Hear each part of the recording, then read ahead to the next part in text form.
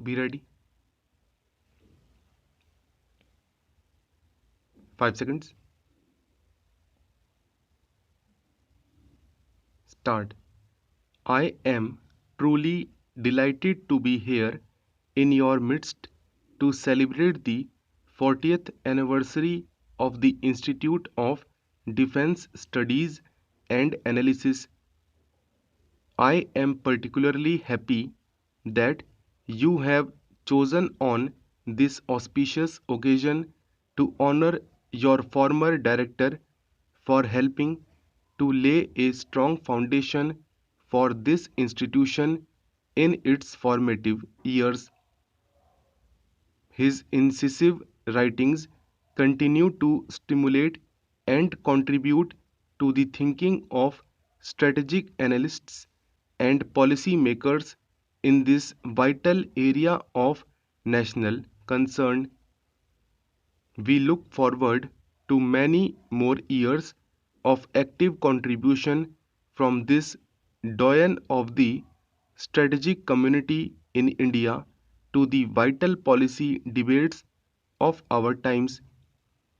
Over the years, he has pointed out in his writings the importance of making strategic choices that affect our national security and well-being by careful weighing of costs and benefits without getting trapped in black and white views of the world, ignoring the shades in between in which the real world manifests itself. He has been an ardent advocate of a holistic vision of national security tempered with a sense of realism and pragmatism. Let me therefore suggest that, in keeping with our known principle on the need for long-term planning, we use this anniversary celebration to on strategic policy planning in general and on IDSA's contributions to this process in particular. On balance, I think it is fair to say that over the past 4 decades, IDSA has largely fulfilled its mission. While the existence of IDSA as one of our few strategic think tanks suggests a deeper need to create an adequately vibrant strategic community, this is perhaps a subject for study in its own right. Suffice here to say that I believe your institute has rendered great service, often in difficult circumstances, to promote strategic thinking, inform policy makers and the public at large, and to develop a community of strategic thinkers. I congratulate all those associated with this institute for contributing to strategic studies and institution building in a vital area of national concern. However, an anniversary is also an occasion to objectively consider the lessons of the past and to strategize to meet the challenges of our future. I would like to briefly outline the challenges that confront us today. It is a truism that despite the progress humankind has recorded war, disease and ignorance, we can therefore draw no comfort from the trends that determine our future. Optimists suggest that the present security challenges will be at worst persist, but pessimists forecast total devastation. Pragmatists suggest that security problems will worsen over time, but probably incrementally. Personally, despite my own training in the dismal science of economics, I am inclined to be more optimistic than the optimists. Perhaps Bonar Law was right when he said that there is no such thing as an inevitable war. If war comes, it will be from the failure of human wisdom. I believe that peace in our troubled and violent age requires eternal vigil, patience, and wisdom. We must all work together to analyze potential sources of conflict to find solutions without recourse to arms.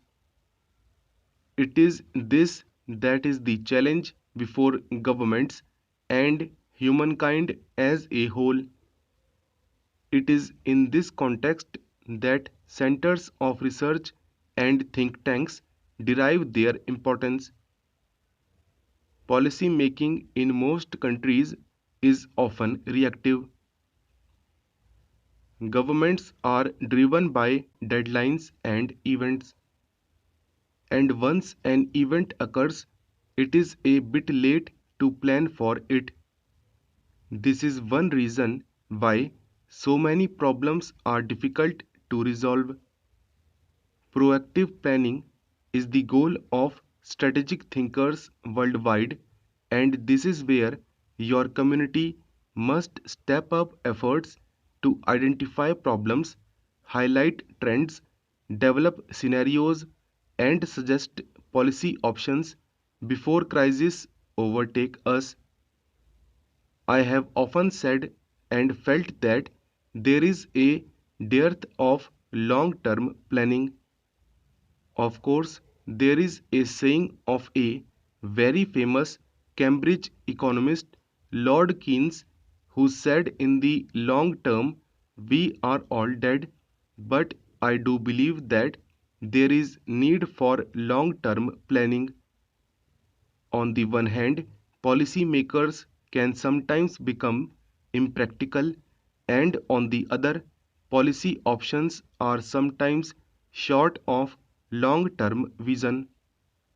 Our academia loses its sense of independence, and government begins to devalue inputs from outside its system. There is therefore an obvious interest in strengthening mutual interaction to focus on long term planning. In the language of economics, the cost of investing in long term policy making in time, money, and energy are quantifiable and immediate.